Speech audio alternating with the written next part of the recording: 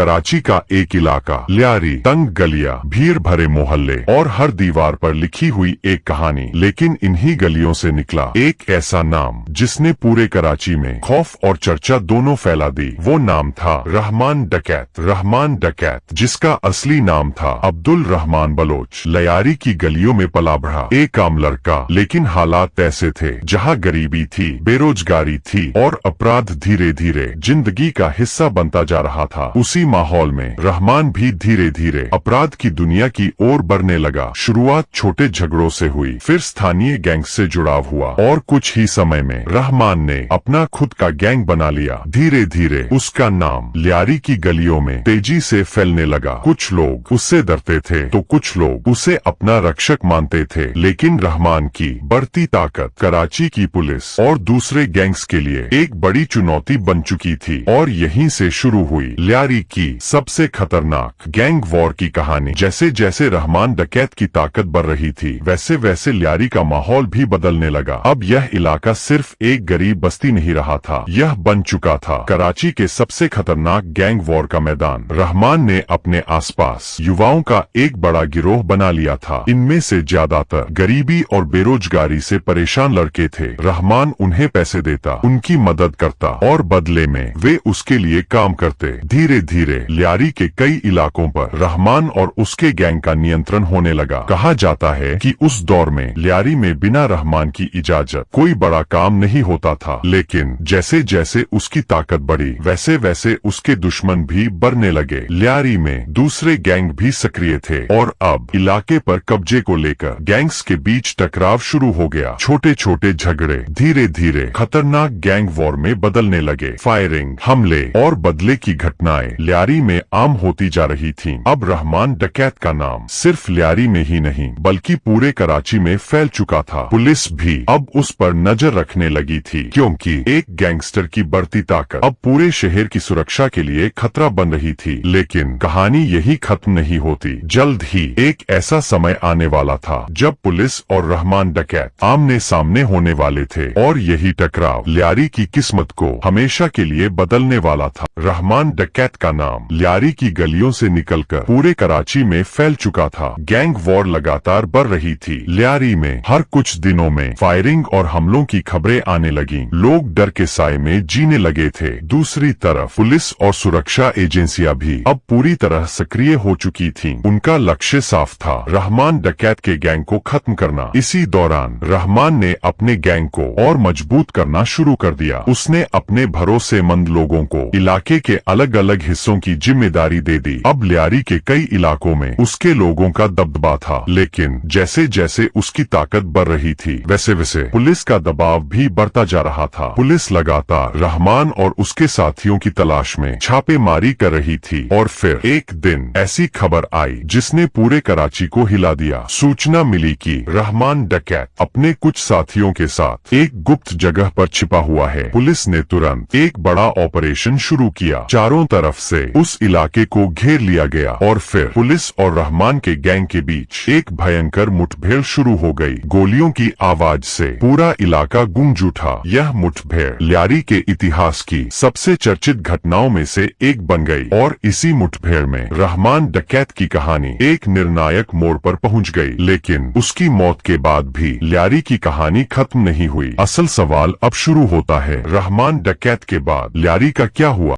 मुठभेड़ की उस रात कराची में एक बड़ी खबर फैल चुकी थी। पुलिस ऑपरेशन के दौरान रहमान डकैत मारा जा चुका था। यह खबर आग की तरह पूरे शहर में फैल गई, क्योंकि सालों से ल्यारी की गलियों पर जिस नाम का डर था वह अब खत्म हो चुका था। रहमान डकैत की मौत को कराची पुलिस की एक बड़ी सफलता माना गया। लेकिन ल्यारी की कहानी यही खत्म नहीं हुई। रहमान की मौत के बाद उसके गैंग के कई सदस्य अलग अलग गुटों में बंट गए। कुछ लोगों ने अपनी नई गैंग बना ली और जल्द ही ल्यारी एक बार फिर गैंग वॉर की आग में जलने लगा। फायरिंग, हमले और बदले की घटनाएं फिर से बढ़ने लगी। हालात इतने खराब हो गए कि सरकार को ल्यारी में बड़ा ऑपरेशन चलाना पड़ा। पुलिस और रेंजर्स ने इलाके में लगातार कार्रवाई शुरू की। धीरे धीरे कई गैंगस्टर पकड़े गए और कई मारे भी गए। समय के साथ ल्यारी के हालात बदलने लगे। जो इलाका कभी डर और गैंग वॉर के लिए जाना जाता था, वह धीरे धीरे शांत होने लगा। आज ल्यारी की पहचान सिर्फ अपराध से नहीं है। यह इलाका अपनी संस्कृति, अपने फुटबॉल के जुनून और मेहनती लोगों के लिए भी जाना जाता है। लेकिन रहमान डकैत की कहानी आज भी ल्यारी के इतिहास का एक बड़ा और विवादित अध्याय मानी जाती है, क्योंकि यह सिर्फ एक गैंगस्टर की कहानी नहीं थी। यह कहानी थी गरीबी, सत्ता, अपराध और एक पूरे इलाके की बदलती किस्मत की।